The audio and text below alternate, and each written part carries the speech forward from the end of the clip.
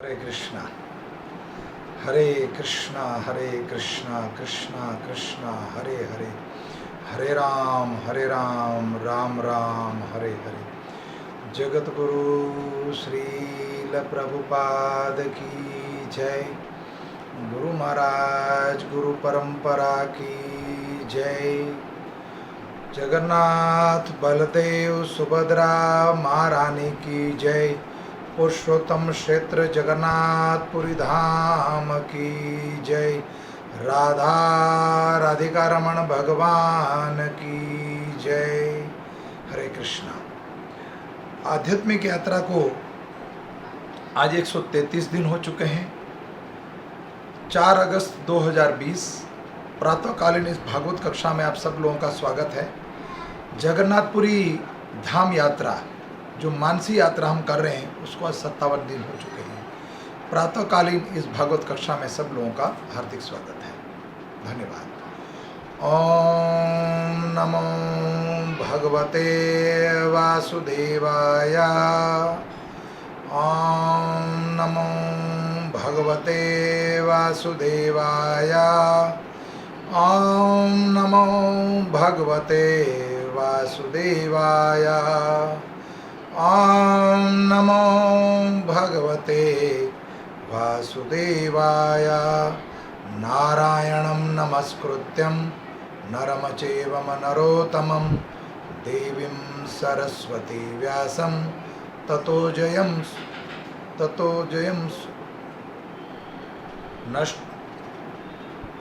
नष्टप्रायं सुभद्रेषु नित्यं भागवतं सेवया भगवते उत्तम श्लोके भक्तिर्भवती नैष्ठकी।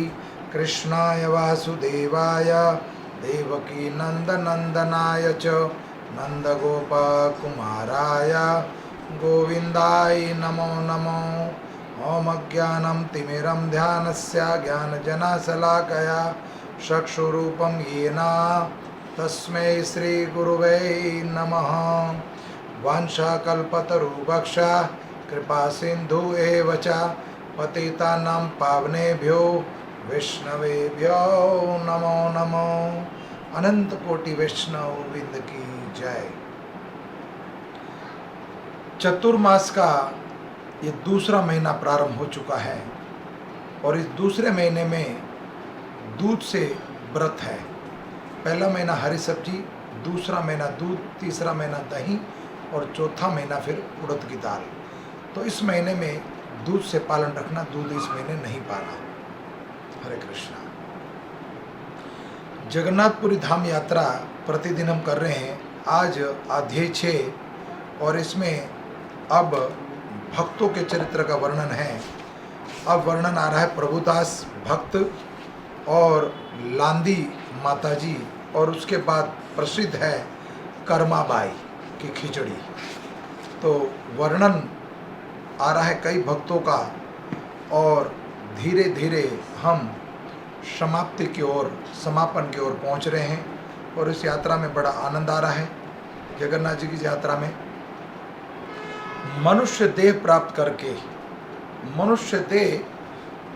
करके इसका क्या हमने लाभ लिया। मनुष्य देह प्राप्त होने के बाद जीवन सार्थक नहीं किया तो कुछ भी नहीं करा। तो इस जीवन का, इस देह का सदुपयोग क्यों ना कर लिया जाए।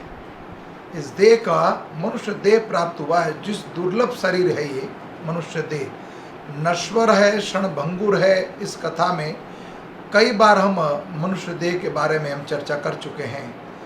तो कथा सुनते समय हमें इस बात का भी, मनुष्य देह प्राप्त होने के बाद इस बात का भी ज्ञान होना चाहिए कि दुर्लभ शरीर है ये, क्षणभंगुर है, लेकिन देवता लोग भी इस शरीर को चाहते हैं। दुर्लभ है, क्षणभंगुर है और दुर्गंध से भरा हुआ शरीर है ये, नश्वर शरीर है, लेकिन देवता लोग ऐसे शरीर को क्यों प्राप्त करना चाहते हैं। जिस शरीर में दुर्गंध आती हो, हमारे शरीर में ब्रह्मा जी ने जो शरीर देह बनाया है, देह को एक फॉइल पेपर की तरह चमड़े से फॉइल किया हुआ है। अगर इस चमड़े को हटा दिया जाए तो इतनी दुर्गंध भरी हुई शरीर में हम यहाँ हार्ट फेल हो जाएगा, हम देख नहीं सकते और इनकी बदबू उसको सहन नहीं कर सकते।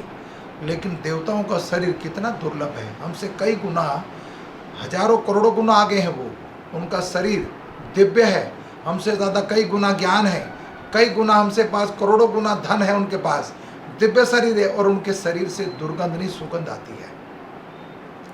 आपके बीच में अगर कोई देवता आकर यहाँ खड़ा हो जाए तो हम बेहोश हो जाएंगे, इतनी सुगंध है, और मन मोहित हो जाएगा।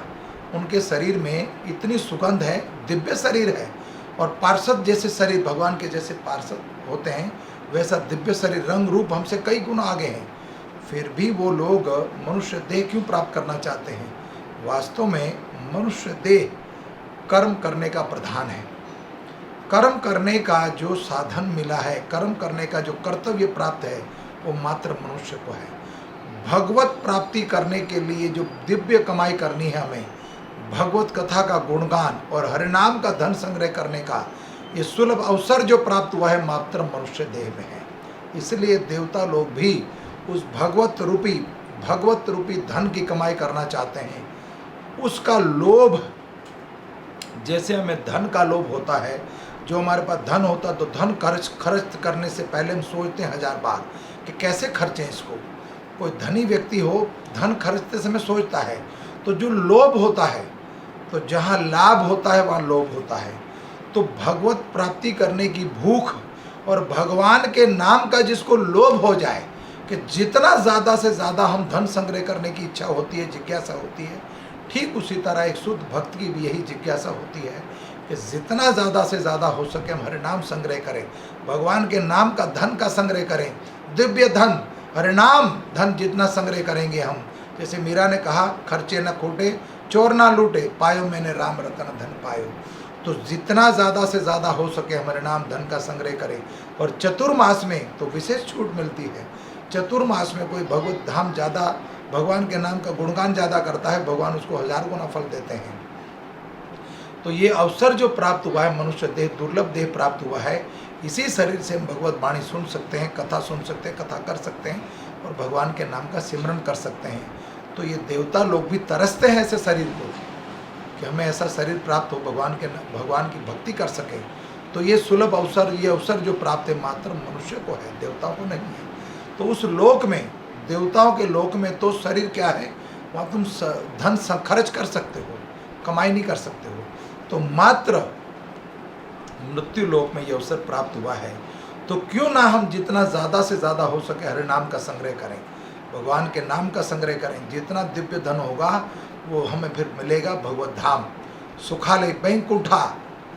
ये कुंठा है तो बैंकुंठा है, वो धाम प्राप्त होगा। तो ये अवसर प्राप्त हुआ है, क्यों ना करे। साधु संग, संत शास्त्र और मंदिर और दिव्य धन की प्राप्ति अगर हो गई तो बेड़ा पार हो जाएगा। हरिनाम जिसके जीवन में सिमरन करने का सौभाग्य प्राप्त हुआ है, भगवान का नाम सिमरन करने से जीव का कल्याण होता है।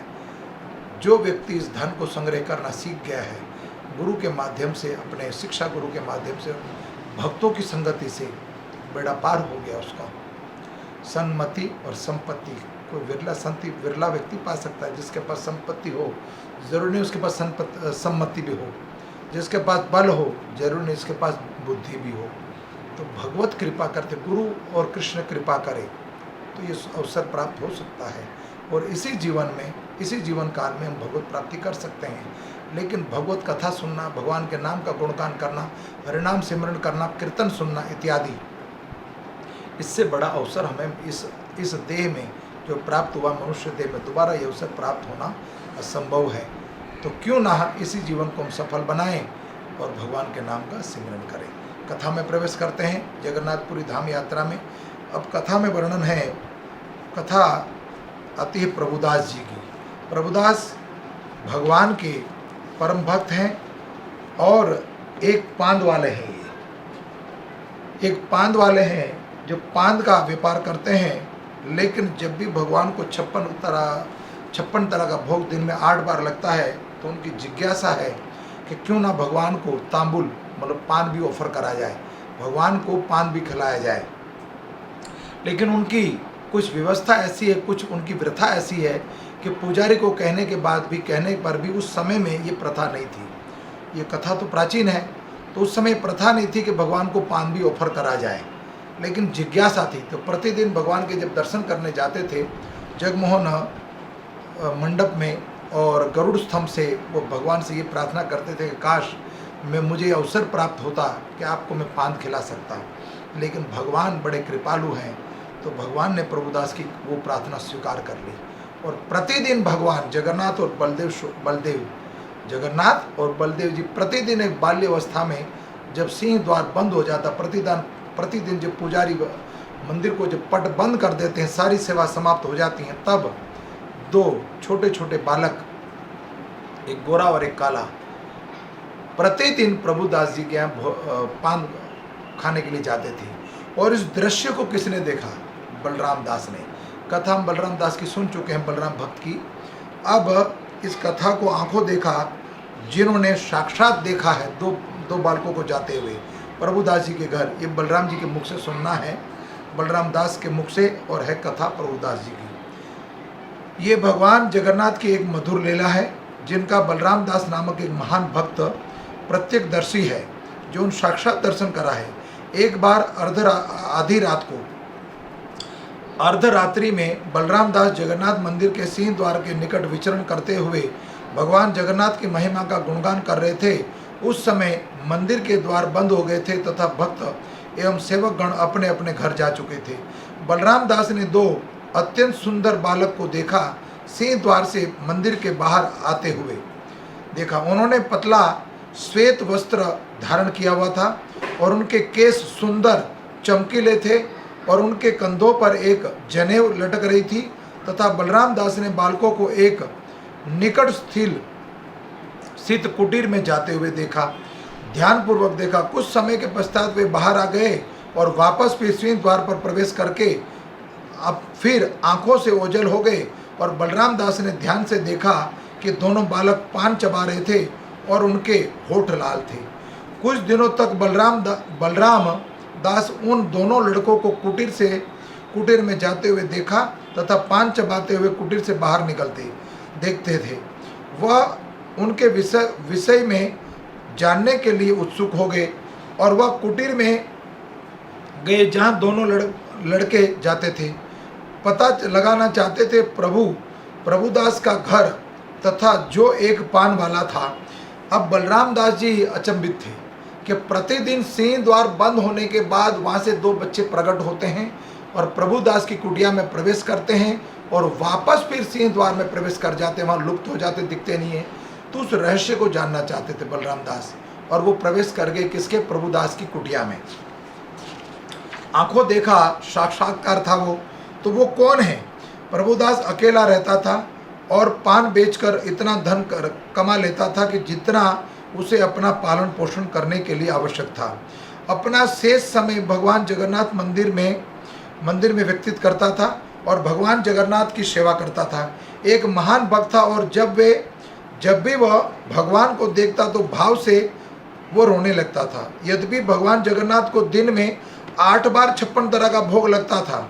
प्रभुदास ने सोचा कि कितना अच्छा होता कि उनके भोजन के अंत में, भोजन के बाद उन्हें प्रतिदिन पान खिलाया जाए, किंतु उस समय ये प्रथा नहीं थी, पान अर्पित करने की प्रथा नहीं थी। प्रभुदास मंदिर की युगों पुरानी परंपरा को बतला रहे हैं, बदलने के लिए बहुत तुच्छ था। भगवान को पान अर्पित करने के लिए प्रथा प्रारंभ करना असंभव था, किंतु ऐसा करने की इच्छा उनके अंदर उत्पन्न हो चुकी थी, जिज्ञासा थी। इसलिए वह अपने मन को प्रतिदिन मन से भगवान को पान अर्पित करते थे, मानसी सेवा करते थे। भगवान जब 56 तरह का भोजन ग्रहण कर लेते थे तो प्रभुदास जी प्रतिदिन मन से भगवान को भोग लगाते थे पान का। एक दिन बलराम दास मंदिर के प्रांगण में प्रभुदास से मिला और उसने प्रभुदास से पूछा कि पिछले कुछ दिनों से मैं ये देख रहा हूँ कि 2 लड़के तुम्हारे घर में प्रवेश करते हैं, कुटिया में आपसे पान लेकर जाते हैं, और बालक कौन है? ये दोनों बालक कौन है? क्या वे पान के पैसा कीमत चुकाते हैं? प्रभुदास ने जवाब दिया, मैं नहीं जानता ये दोनों कौन है, किंतु जब भी वे मेरे पास आते हैं, आकर मुझसे पान मांगते हैं, उनकी ओर आकर्षित हो जाता हूँ और मैं उनको पान दे देता हूँ और धन मांगने की मुझे इच्छा भी नहीं होती। मैं उनसे पैसे मांगना ही भूल जाता हूँ। वे प्रतिदिन मेरे पास आते हैं और मुझसे पान लेकर जाते हैं। उससे पहले कि मैं उससे कुछ मांगूं, वो कुटीर से बाहर चले जाते हैं। बलराम ने कहा, प्रभुदास, तुम बहुत सीधे साधे हो और भगवान बड़े चतुर हैं। वो दोनों बालक बड़े चतुर हैं। बलराम दास समझ गए थे वो कृष्ण और बलराम, जगन्नाथ और बलदेव हैं। तुम्हें पता होना चाहिए कि तुम व्यापारी हो। यदि तुमने उनकी कीमत नहीं ली, अपना व्यापार कैसे चलाओगे? आज से तुम उन दोनों लोगों से उनकी कीमत जरूर मांग लेना। यदि कीमत ना दे चुका है तो उनसे कुछ अवज में बंधक के रूप में अपनी चादर, उनके वस्त्र मांग लेना। बलराम दास का सुझाव प्रभुदास ने स्वीकार कर लिया। बलराम दास बड़े चतुर थे और वो जानना चाहते थे ये कृष्ण, बलराम, जगन्नाथ, बलदेव प्रतिदिन जाते हैं, चोरों की भांति जाते हैं और चोरों की भांति वापस आ जाते हैं, लेकिन अपने लीला लुप्त हैं, वो लीलाधारी हैं। तो मैं देखना चाहता हूँ वास्तव में दोनों है कौन। तो प्रभुदास को समझाया कि कल जब तुम्हारी कुटिया में दोबारा पान लेने के लिए आए तो उनसे पैसा ना दे, अगर धन ना दे तो उनके वस्त्र उतरवा लेना। उस आज्ञा को स्वीकार कर लिया। उस रात में दो बालक पुनः प्रभुदास के घर गए और उन्हें पान देने के पश्चात प्रभुदास ने उनसे पान की कीमत मांग ली। छोटी उम्र वाले लड़के ने कहा, माने भगवान श्री कृष्ण ने कहा, छोटे कृष्ण थे, बलराम जी बड़े, हम तो कुछ भी साथ लेकर, धन साथ लेकर नहीं आए। हम तो प्रतिदिन पान लेकर जाते हैं और तुमने तो उससे पहले कभी भी हमसे कीमत नहीं मांगी। हमें कैसे पता चलेगा कि तुम हमसे पान की कीमत मांगोगे? इसलिए आज तो तुम हमें क्षमा कर दो और कल जब हम वापस आएंगे तो तुम्हें धन दे देंगे। जितने पान आज तक हमने खाए उनकी कीमत चुका देंगे। प्रभुदास जी कहते हैं कि कोई गारंटी नहीं तुम्हारी, तुम वैसे छलिया हो कि कोई भरोसा नहीं तुम्हारा कल वापस आओगे कि नहीं आओगे। इसलिए कल तुम आओगे कि नहीं आओगे, दोनों अत्यंत युवा हो, बलवान हो और चतुर हो।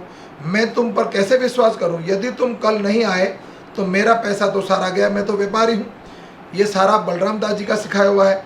इसलिए मैं तुम्हें सलाह देता हूं कि तुम बंधक के रूप में, अवज के रूप में, आपके पास अपनी जो दोनों ने वस्त्र ओढ़ रखे चादर, ये चादर मुझे दे दो और कल जब तुम वापस आओगे कीमत चुकाने के लिए, पान की कीमत, तब मैं तुम्हें वापस लौटा दूंगा। दोनों लड़कों ने बिना किसी आपत्ति के प्रभुदास जी को अपनी चादरें दे दी। तत्पश्चात अपने पान लेकर वहाँ से चले गए। अब जगन्नाथ जी और बलराम जी बड़े फंसे कि धन तो हमारी जेब में है नहीं, लेकिन प्रभुदास ने आज पकड़ लिया, तो क्या करा जाए? तो दोनों ने अपनी अपनी चादरें दे दी। अब उसके बाद हुआ क्या? अगले दिन प्रातःकालीन सेवकों ने जब सुबह प्रातःकालीन मंगला आरती के लिए मंदिर खोला, वे यह देखकर आश्चर्यचकित हो गए कि पहले दिन संध्या काल में बड़दाउल श्रृंगार किया था, बड़ा श्रृंगार हुआ था और श्रृंगार के दौरान बलराम तथा भगवान जगन्नाथ को दोनों के शीश पर ढकी हुई जाने वाली, दोनों के शरीर के ऊपर ढकी जाने वाली चादरें गायब थी। सेवकों ने सोचा, ऐसा कैसे हो सकता है? इस वस्त्र को चुराने के लिए कौन आया होगा? यदि कोई चोर चुराने के लिए अगर मंदिर में आया है तो वह हीरे जवेरात श्रवण इत्यादि मूल्यवान वस्तु रखी हैं, वो ना चुरा कर इन दोनों की चादरें कहाँ गई? समस्त कीमती व रत्न छोड़कर चादर कहाँ चली गई? वे चादरें किसी चोरों के द्वारा नहीं चुराई गई। ये कोई बहुत रहस्यमय कथा है। अब क्या किया जा सकता है? उन पुजारियों ने, पंडाओं ने मिलकर राजा प्रतापरुद्र को सूचित किया कि ये समाचार सुनकर परेशान हो गए। राजा, वहाँ के जो राजा है प्रतापरुद्र, उनको जाके सारी घटना बताई कि आज बलराम जी और जगन्नाथ जी की उनके मंदिर से रत्न सिंहासन से चादरें गायब है। ये सुनकर राजा बड़ा परेशान हुआ। उन्होंने इस अशुभ घटना के लिए समस्त सेवकों को उत्तराधिकारी ठहरा दिया और वे लोगों को जो भगवान की सेवा में उपेक्षापर्ण है थे, उन्हें दंड दिया जाना चाहिए। अतः राजा ने समस्त सेवकों को गिरफ्तार करने का आदेश दे दिया। उसी समय बलराम दास घटना स्थल पर प्रकट हो गए। अब जब पुजारियों को दंड देने के लिए राजा तैयार हो गए और कारागृह में डालने के लिए गिरफ्तार कर लिया, उसी समय बलराम दास वहाँ प्रकट हो गए और उसने राजा को बतला दिया, प्रिय राजा, इस घटना के लिए सेवक उत्तरदायी नहीं है, उनकी कोई गलती नहीं है। तब बलराम दास ने जो भी कुछ देखा था उस सब का वर्णन कर दिया। भगवान जगन्नाथ व बलराम प्रतिदिन पान वाला प्रभुदास के घर जाते हैं और इनकी जिज्ञासा है कि वो पान खाएं। और कैसे उन्होंने पान के बदले उनको बंधक के रूप में, अवज के रूप में अपनी चादरें दे दी थी। बलराम दास ने कहा कि राजा से कहा, यही कारण है कि उनकी चादरें गुम हो गई है। उससे यह भी प्रदर्शित होता है कि भगवान पान खाना चाहते हैं।